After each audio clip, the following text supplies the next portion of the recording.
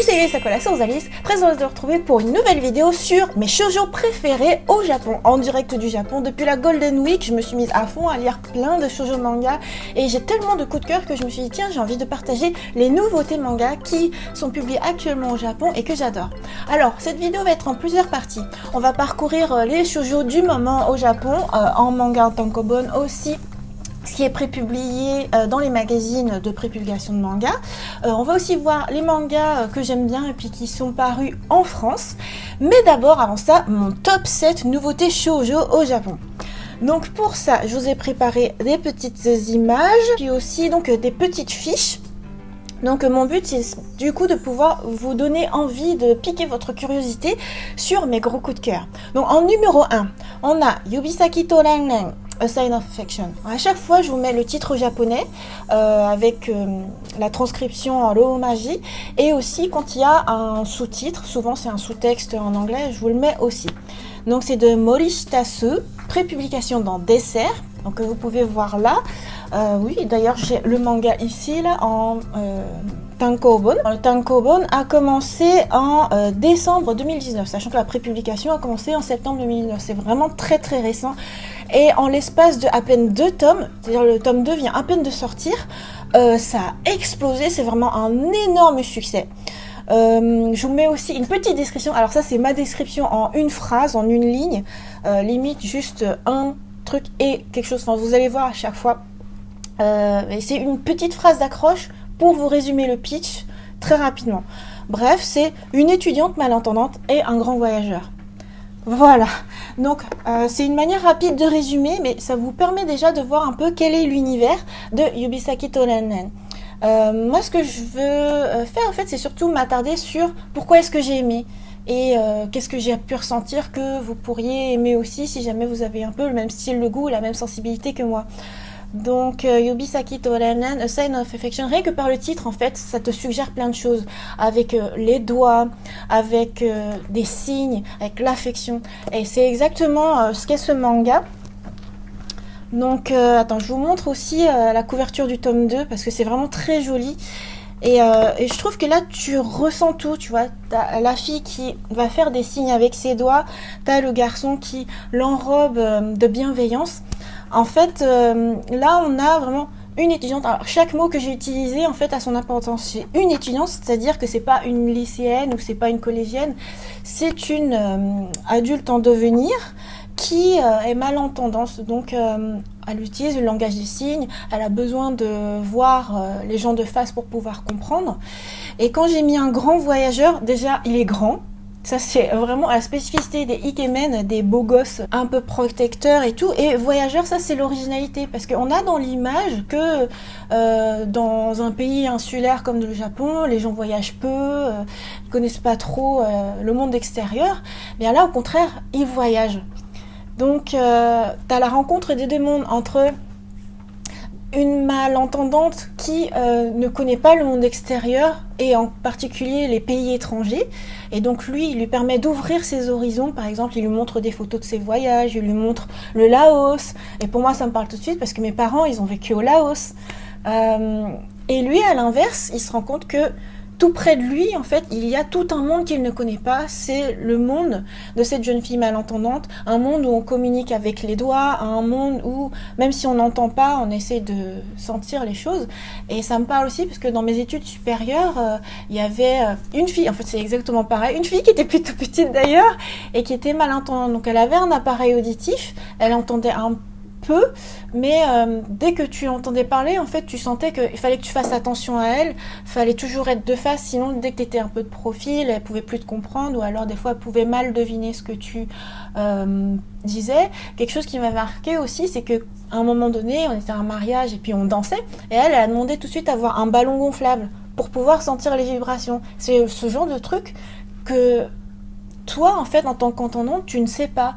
Mais du coup, c'est le genre de choses que va découvrir ce héros lui aussi. Donc je trouve que c'est hyper réaliste, c'est hyper intéressant aussi et aussi c'est pas lourd, c'est un shoujo vraiment feel good, très mignon, très pur, c'est pas dans la lourdeur du handicap ou quelque chose comme ça, mais c'est vraiment très doux, très bienveillant.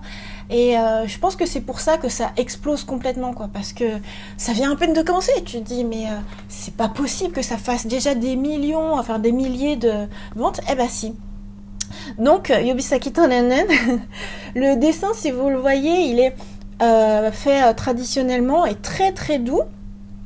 Ce qui est sympa, c'est que maintenant tu peux voir plein de choses. Par exemple, là, tu as les épreuves, tu as la jaquette du tome 2 qui est en cours d'impression. Donc tu peux voir ça sur le Twitter de Dessert. Dessert qui est donc le magazine de prépublication. Donc là, on voit par exemple que ça a fait la couverture du mensuel du mois d'avril, que j'ai ici d'ailleurs, que Morgane a amplement chroniqué. Et déjà, tu sais que dès que ça fait la couverture du magazine, que c'est en début du magazine, c'est que c'est une grosse locomotive, le magazine y croit à fond, enfin les éditeurs du coup le mettent très en avant, ça a un énorme potentiel. Très jolie illustration du coup qui est à l'intérieur du magazine que je vous montre bien en grand. Et donc, comme je vous disais, Morgane a amplement chroniqué ça. Moi, mon but ici, c'est vraiment de vous mettre une petite fiche rapide, piquer votre curiosité juste sur ce que moi j'ai ressenti, mes émotions à moi. Et puis, quand vous voulez avoir vraiment les gros détails sur les auteurs, qu'est-ce qu'ils ont fait, parce que donc c'est un duo, et sur l'histoire vraiment plus détaillée, voire même voir l'intérieur des pages, eh bien, il y a les chroniques que Morgane fait. Donc, lui, il l'a déjà fait pour Yobisaki Toranen. Donc, je vous mets une petite fiche pour que vous puissiez y accéder. N'hésitez pas à aller voir. Surtout, c'est vraiment bien. Donc, nous, on va passer maintenant à mon deuxième gros coup de cœur. Deuxième gros coup de cœur qui est Hananoi-kun to Koi no Yamai, I'm Addict to You. Donc, comme toujours, d'abord, je vous mets le titre en japonais, le sous-titre qui du coup est en anglais, I'm Addict to You. Et il se trouve que c'est une œuvre qui est déjà licenciée et prévue pour paraître en France. Donc ouais, titre français à venir, à tes côtés, chez les éditions Akata, prévu en juin 2020. Je me suis permise de mettre un point d'interrogation parce que dans le monde entier, vous le savez, le coronavirus a un impact énorme, en particulier sur le monde de la culture.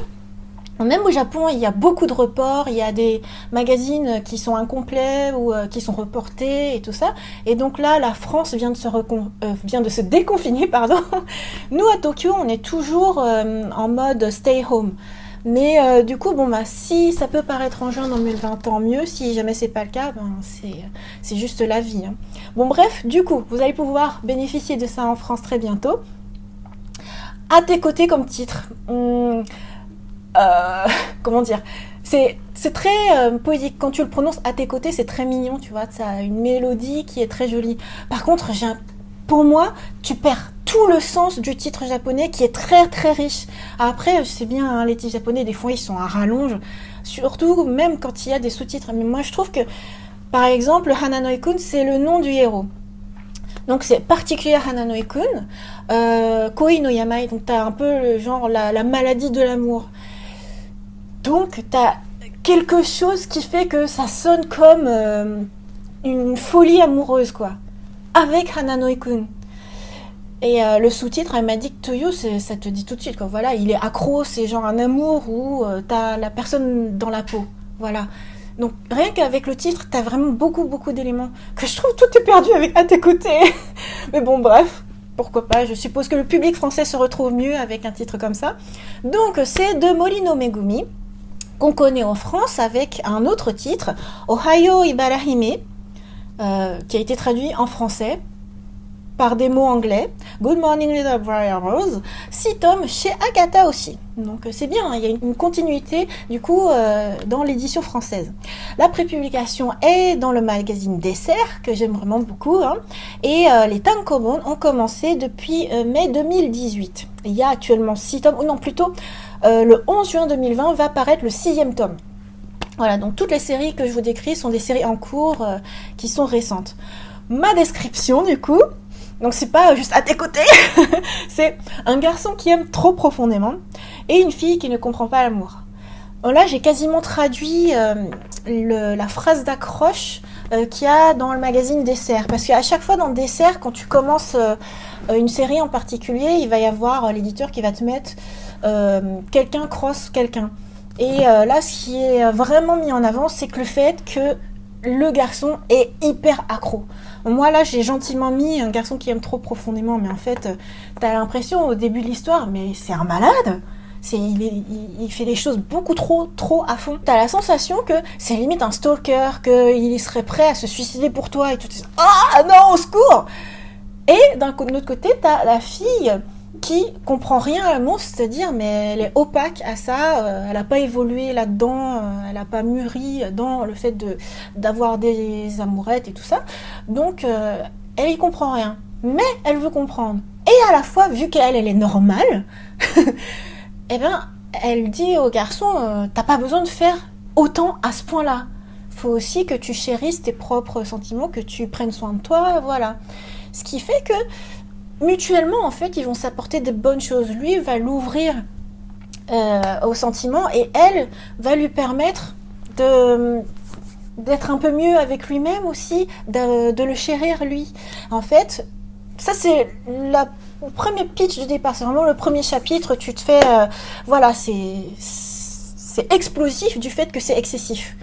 Mais en fait, après, tu te rends compte qu'il y a des circonstances. Tu comprends pourquoi est-ce que ce garçon veut absolument être le numéro 1 dans le cœur de quelqu'un. Tu comprends pourquoi est-ce que la fille a autant de mal à comprendre, mais que finalement, elle fait des efforts pour pouvoir comprendre. Et tout ça, c'est super mignon.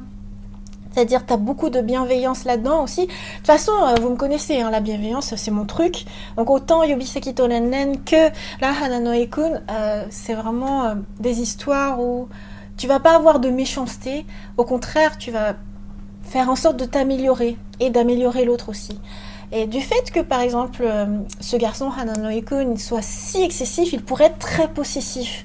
Et il pourrait, voilà, vouloir faire le vide autour de sa bien-aimée, etc. Mais elle, avec sa normalité, va lui permettre de se dire que il y a peut-être autre chose dans la vie que d'être exclusif. Et voilà, je trouve que c'est vraiment super bien construit, super bien amené, avec un petit pitch de départ que tu te dis, ouais, bon, peut-être que ça va pas aller super loin, mais en fait, c'est super profond. C'est pour ça, finalement, j'ai mis dans ma phrase d'accroche qui aime trop profondément. C'est hyper profond comme histoire. Je trouve que c'est une des histoires les mieux écrites du moment de tous les temps, un des meilleurs shoujo que j'ai pu lire, parce que t'as vraiment rien de parachuté, et même si au début tu te dis attends, comment il tombe amoureux, c'est sur un truc un peu stupide, mais bon voilà, il suffit d'un déclic et ensuite tu construis l'histoire. En fait, finalement, dans toutes ces histoires, tous ces shoujo, ce qui importe, ça va être sur quoi on se focus. Et ici, on va se focaliser sur le bien que ça apporte mutuellement les personnages une fois qu'ils essayent de sortir ensemble. T'as des histoires où on va s'attarder sur comment est-ce que je vais réussir à faire ma déclaration d'amour. Ou alors, par exemple, dans Maili Mashita Senpai, l'originalité, c'est que on s'en fiche de tout ce qui précède, mais on va s'attarder sur une fois qu'on est en couple, qu'est-ce qui se passe. Ben là, c'est quand on essaye d'être en couple, comment est-ce qu'on s'améliore. Voilà, je trouve ça hyper puissant et limite, c'est le plus intéressant, quoi. Donc, je vous ai sélectionné des petites images. Donc déjà, le tome 1 qui est super joli, vraiment hyper en douceur. Mais tu sens déjà rien qu'à la couverture qu'il y a un truc un peu space. Le personnage, il a tout le temps les yeux un peu... tout le temps amoureux, tout le temps à rougir.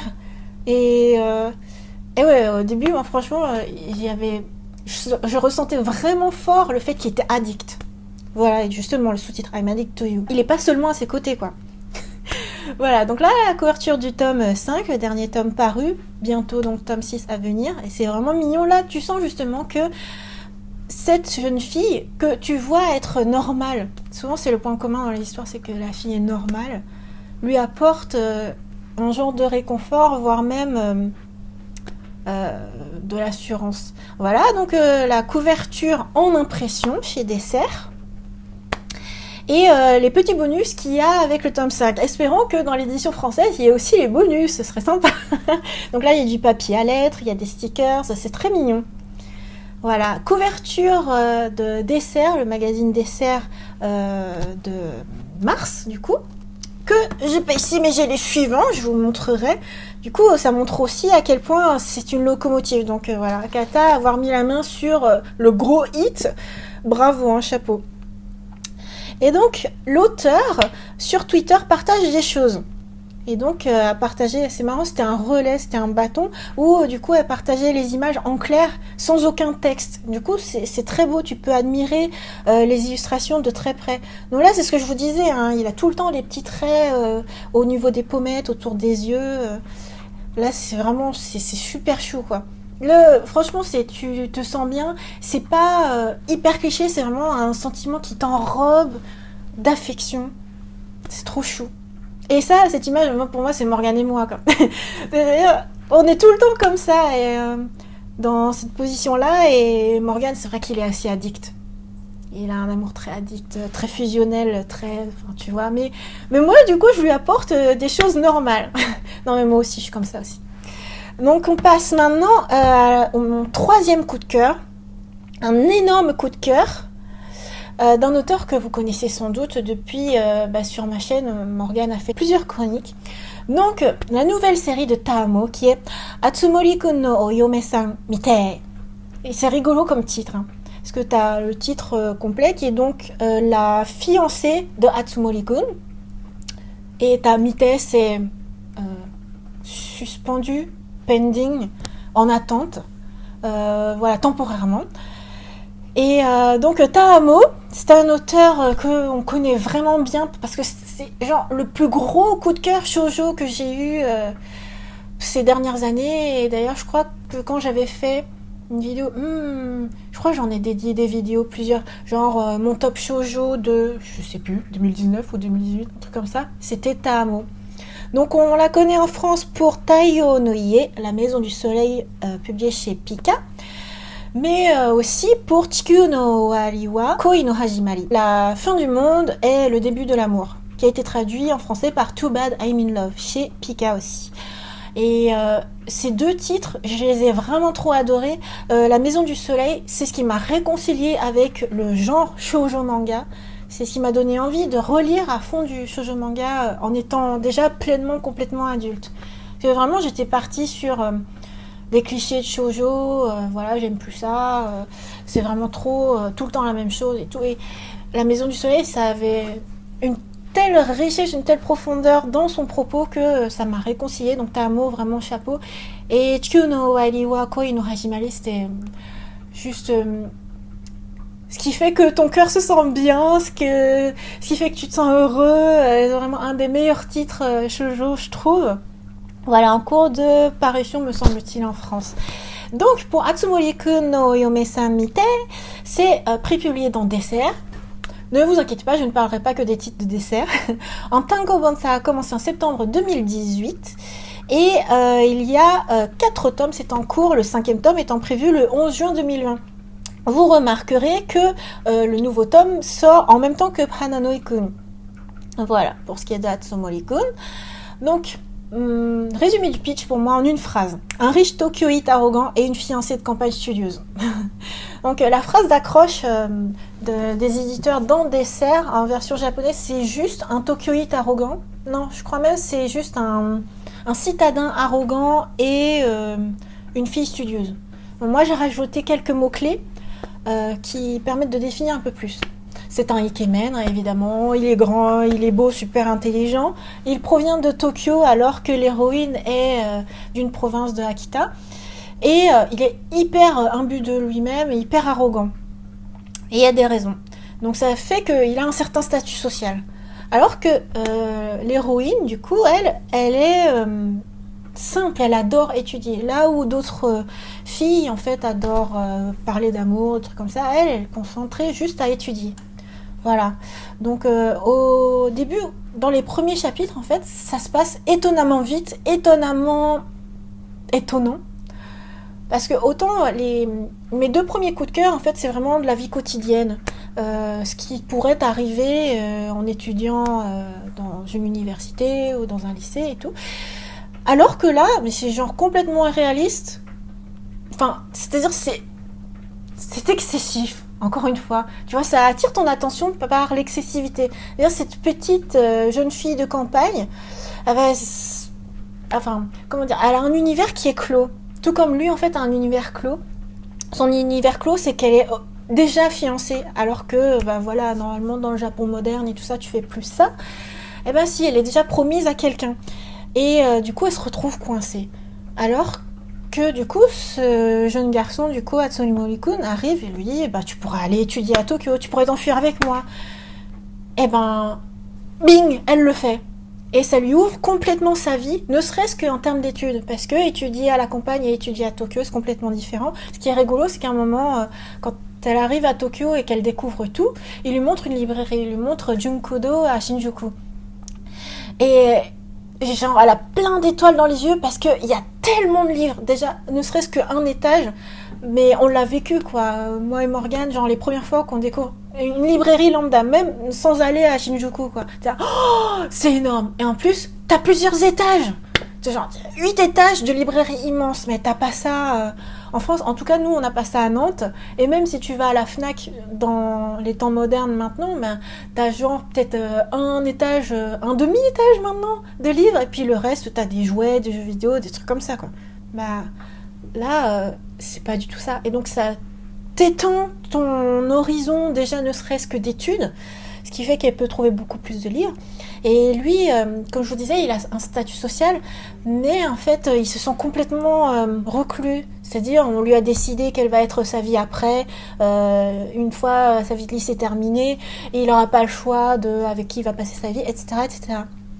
Et elle, du fait qu'elle a eu le courage de faire quelque chose aussi énorme que de quitter sa campagne et puis de toute seule partir à Tokyo, bah lui, ça lui fait un petit tilt, quoi. Et donc, commence l'histoire entre eux deux. Et ce qui est intéressant, finalement, c'est pas tant le fait que, bon, il y a une romance, etc., etc., c'est que eux deux vont pouvoir se soutenir, j'allais dire supporter en français, se soutenir et s'inspirer mutuellement pour se créer leur propre vie. Et je trouve ça hyper intéressant. Et Tamo, ces histoires sont riches pour ça. Par le fait que tu vas pas vivre une vie blanc ou noir, tu vas construire des choses, tu vas construire un chemin et des escaliers pour pouvoir grimper. Peut-être que tu as des problèmes avec ta famille, peut-être que tu as des problèmes avec la vie qu'on t'a imposée, mais tu vas faire en sorte de comprendre les autres, de te réconcilier, de peut-être aller à l'encontre et tout. Et voilà, c'est ce qui fait qu'avec Tamo, c'est tellement fantastique. Et finalement, cette histoire-là, je l'ai mis en 3e position. Et si vous avez remarqué, j'ai mis 2 petits cœurs alors que les 2 premiers ont 3 cœurs. 3 cœurs, pour moi, en fait, c'est le maximum, quoi. Là, ça a 2 cœurs juste parce que l'enchaînement des circonstances, la narration est un peu étrange, ça va hyper vite. Alors que pour les 2 premiers, en fait, c'est fluide, c'est naturel, c'est parfaitement construit, c'est moderne, c'est génial.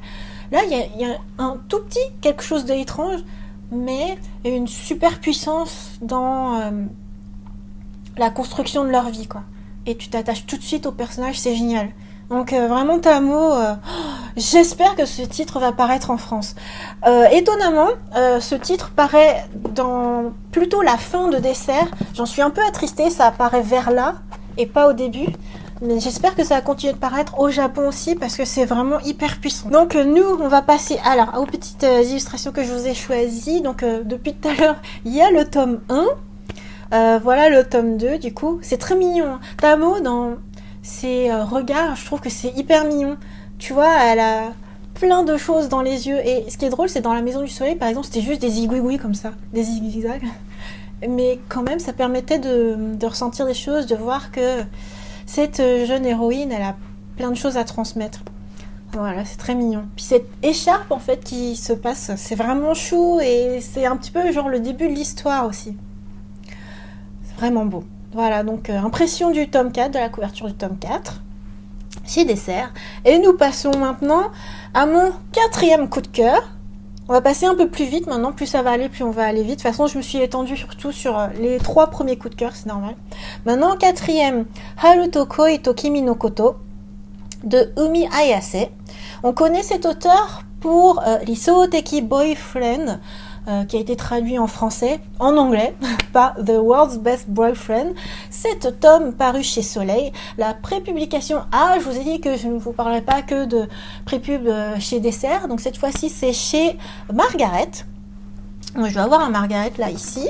Tadam! En tankobon, ça a commencé en juillet 2019. Actuellement, 3 tomes parus, en cours.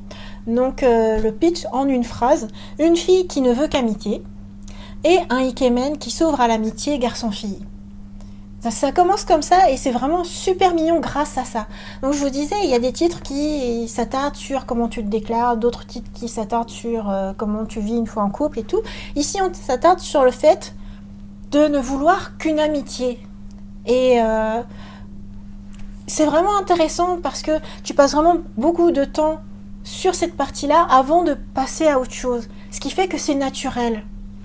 Parce que dans la vraie vie, c'est pas toujours un coup de foudre comme ça, ou c'est pas toujours juste quelqu'un m'a sauvé d'une situation et du coup, paf, je suis trop amoureuse.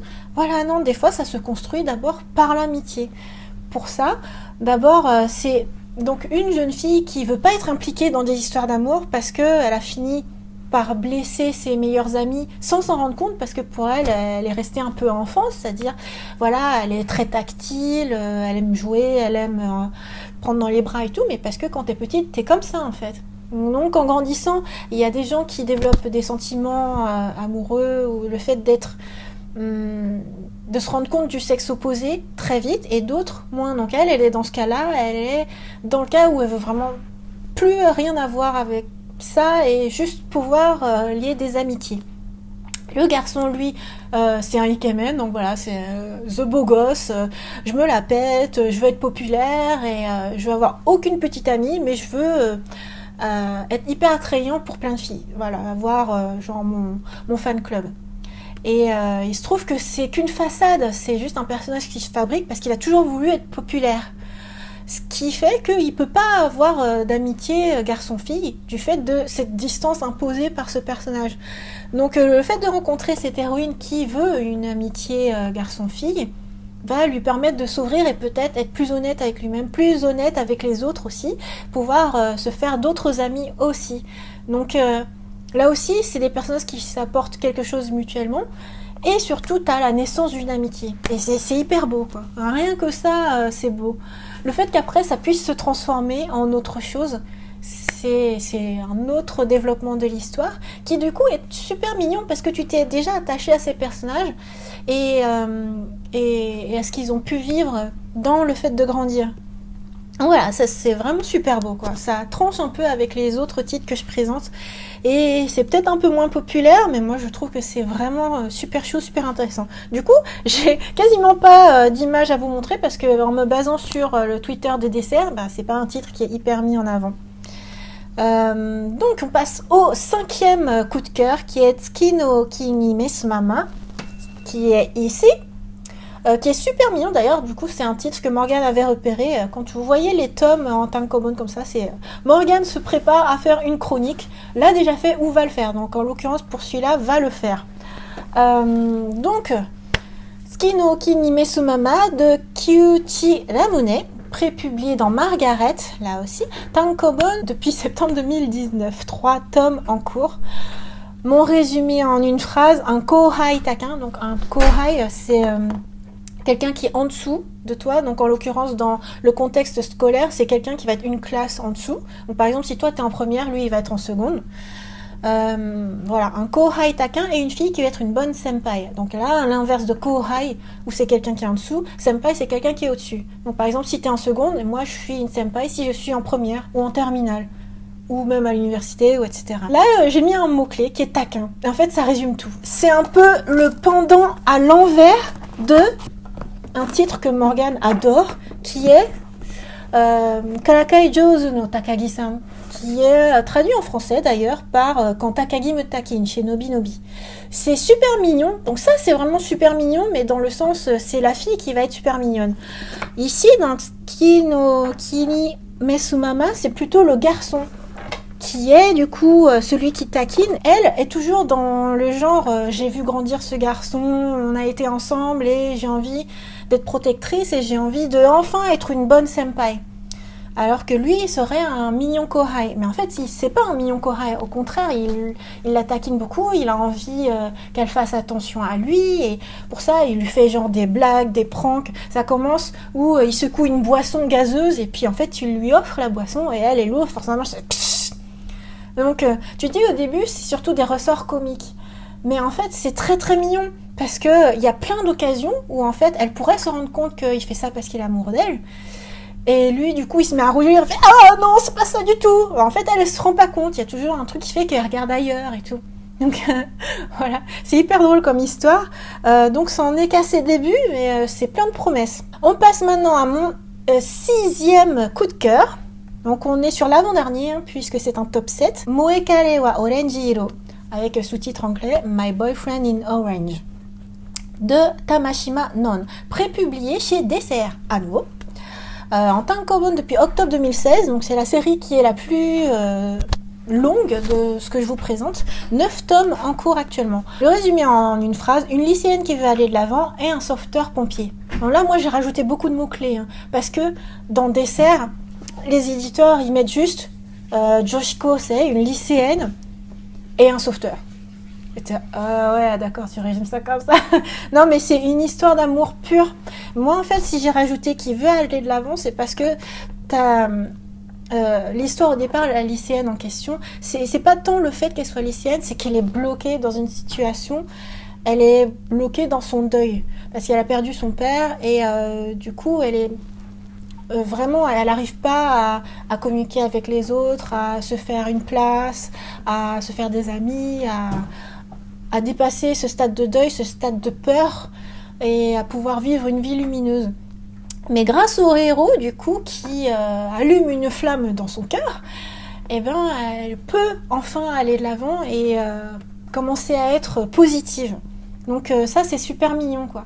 C'est une histoire qui est vraiment juste, comment dire, fleur bleue, qui est de l'amour pur, mais très très mignon. Et ça, j'aime beaucoup. J'aime pas trop les histoires en fait où ça démarre sur de l'ijime par exemple et tout. Là, c'est juste qu'elle se sent seule et il lui permet d'ouvrir son monde. Et inversement, lui qui du coup a dédié complètement sa vie à être capable de sauver des gens, donc cette jeune fille lui apporte des sentiments cute.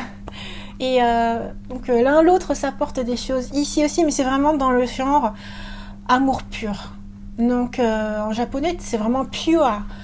En français je suis pas sûre que pur on le sente pareil, mais on va dire c'est un amour gentil, quoi. C'est une histoire vraiment super gentille.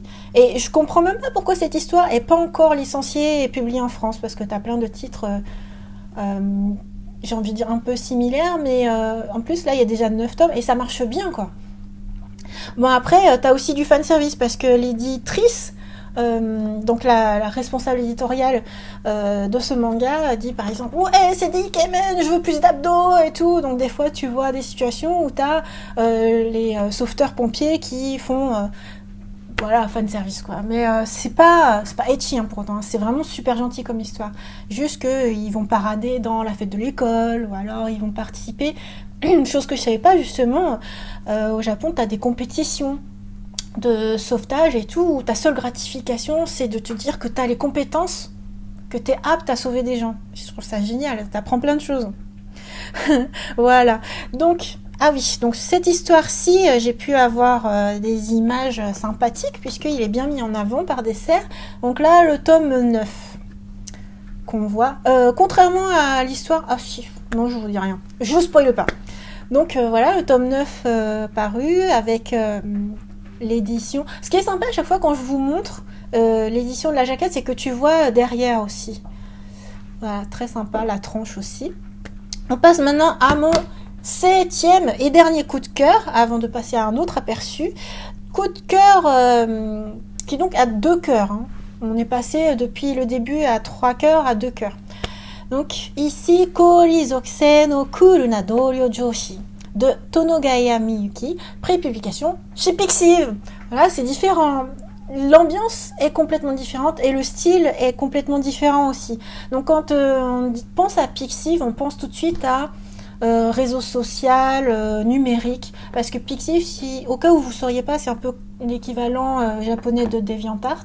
En gros, c'est une communauté de dessin, quoi. Tu partages des illustrations, mais aussi des mangas.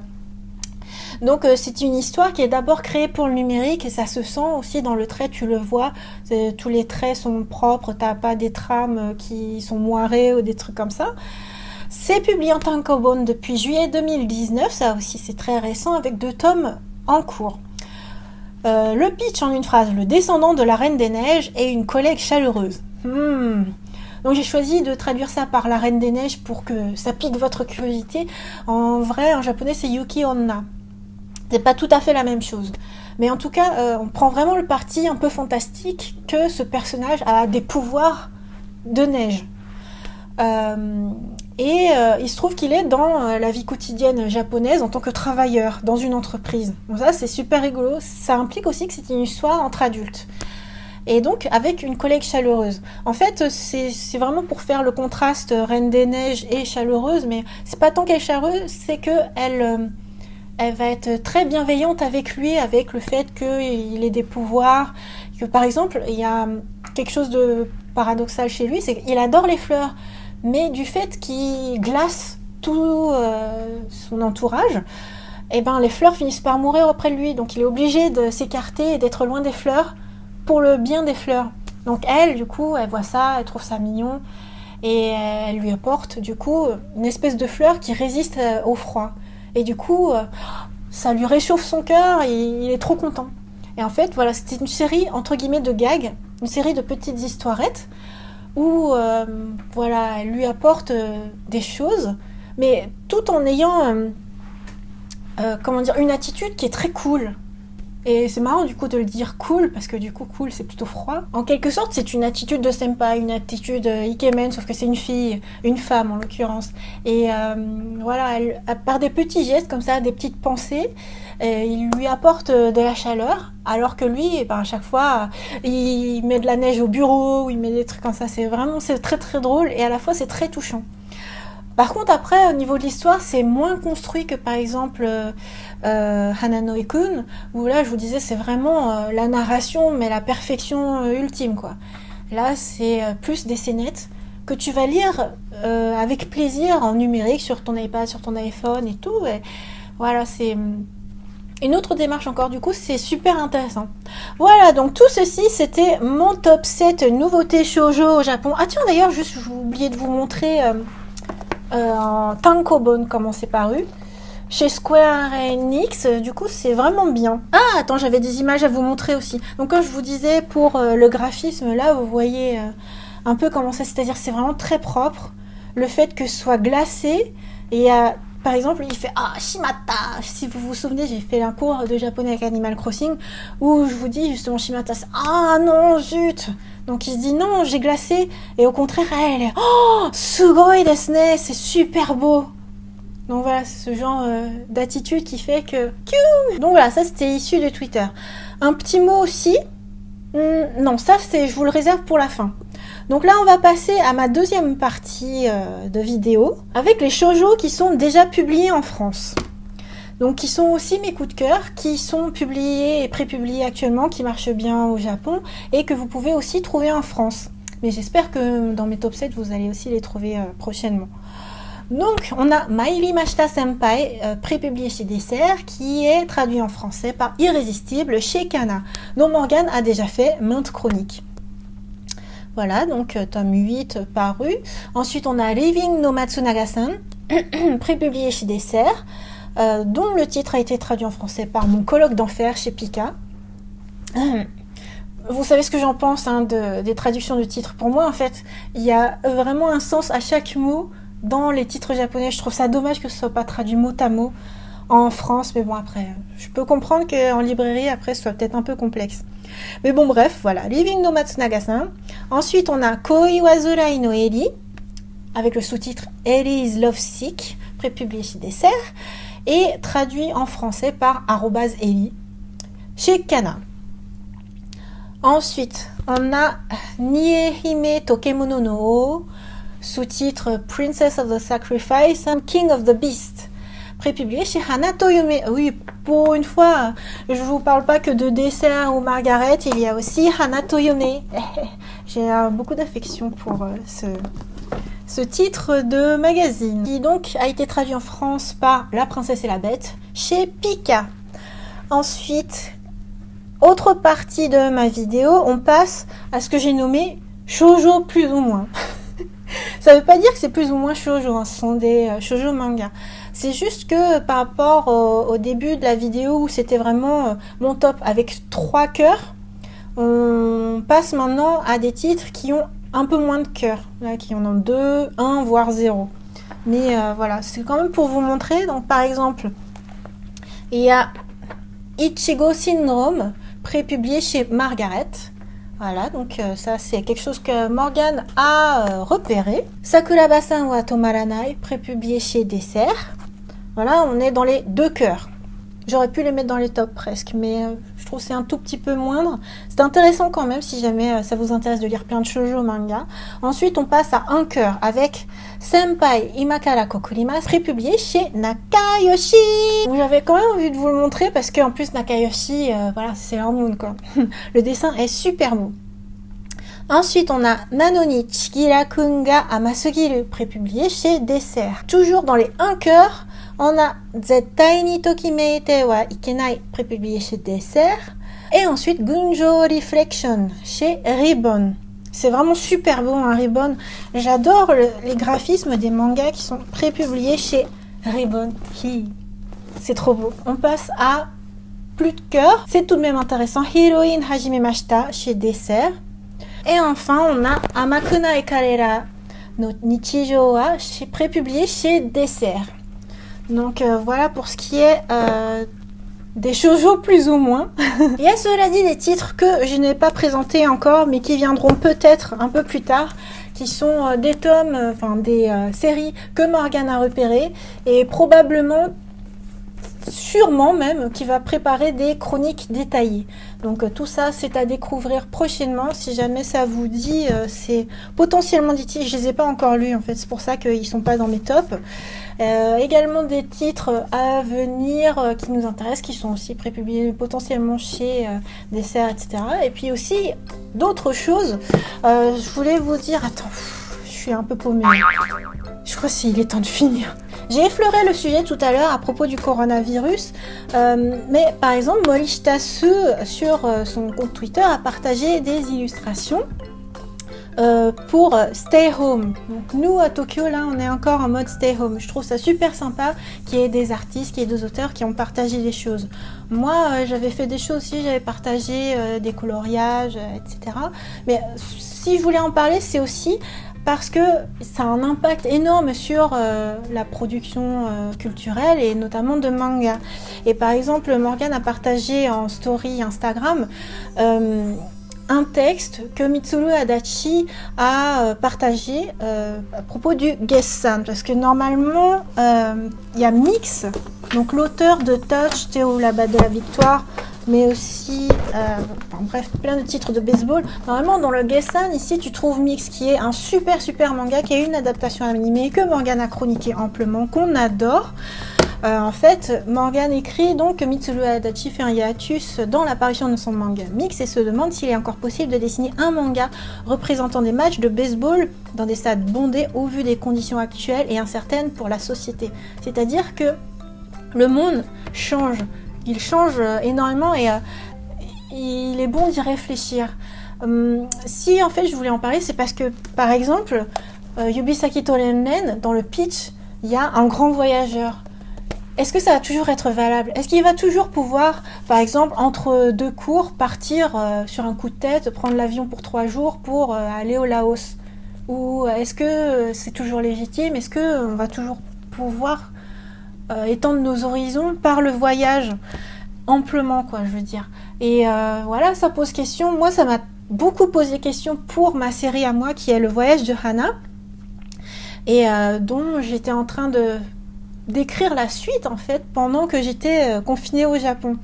Et en tout cas pour ma part, pour cette histoire là, j'ai mis le point final pour le prochain tome, donc je suis contente, je suis très contente, mais clairement dans la culture, dans la vie quotidienne, dans le monde dans lequel on évolue, c'est vraiment une question qui se pose. Donc voilà, j'avais envie de faire petit retour là-dessus. Quoi qu'il en soit, en tout cas, là, c'était tout mon top shoujo. Imaginez-vous, depuis la Golden Week, Je ne vis que par le shoujo, c'est trop bien le shoujo. Il y a des époques de ma vie où je suis plutôt sur d'autres histoires, par exemple, quand j'ai vraiment envie juste de pur feel good, je lis des Yonkoma, par exemple tout ce qui est Manga Time Kirara. Max, c'est juste trop génial. Et justement, j'étais là-dedans il n'y a pas encore longtemps, et des fois je lis genre que des shonen manga, et je suis à fond là-dedans. D'ailleurs, on va en faire un unboxing parce que c'est l'édition collector de Kimetsu no Yaiba qui vient de sortir tome 20. Mais les périodes où je suis dans les shoujo manga, c'est les époques les plus heureuses de ma vie, je trouve. C'est les époques où aussi avec Morgane, on partage le plus de choses affectueuses parce que tu lis les choses qui font résonance avec toi. Il y a des périodes de ta vie où tu as vraiment envie d'aventure, il y a d'autres périodes de ta vie où tu as envie de chérir les gens. Et pour ça, les shoujo mangas sont vraiment géniaux, quoi. Je trouve que à toute période de ma vie, ça m'a apporté beaucoup de choses. Quand j'étais toute petite, quand j'étais adolescente, maintenant aussi dans ma vie d'adulte, je continue de lire des shoujo mangas et voilà, je trouve ça vraiment trop cool, quoi. Donc j'espère que cette vidéo vous a plu, aura piqué votre curiosité pour ce qui est des titres très récents qui viennent de paraître au Japon, pour ce qui est des titres qui sont déjà disponibles en France et aussi pour ceux à venir. Voilà, mes Sakura, c'était Rosalis. J'espère que cette vidéo longue, je pense, mais aussi pour moi à préparer, c'est très long, mais voilà, j'y ai mis plein de choses, j'y ai mis tout ce que je préférais, quoi. Donc j'espère que cette vidéo vous a plu. Rendez-vous à une prochaine vidéo. Bye bye. Au secours, Morgane, c'était beaucoup trop long, au secours. C'était génial, hein.